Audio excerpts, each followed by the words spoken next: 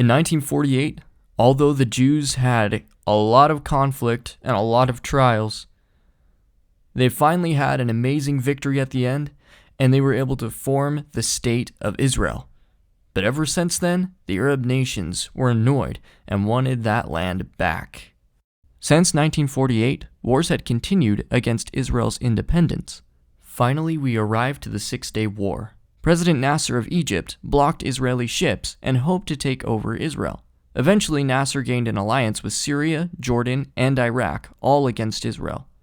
The Arab nations were being sponsored by the Soviet Union, while Israel was being mainly sponsored by the US and France. This is how these wars going on in the Middle East tie into the Cold War, which was more so political between Russia and the United States. On June 5th, Israel led an attack and destroyed Egypt's air support before they even left the ground, leaving them very damaged and weak.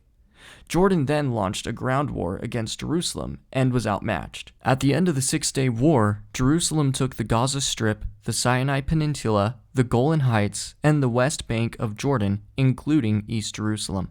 This left the State of Israel much stronger than before.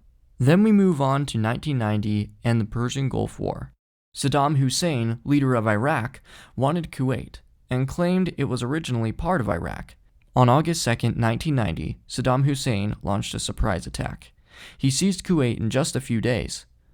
When he took over, the U.S. started Operation Desert Shield. They stormed troops into Saudi Arabia. The United Nations held a meeting and told Saddam Hussein that they needed to move out of Kuwait by the 15th of January, or military force would be used. He refused to comply, and on January 16th, the war began.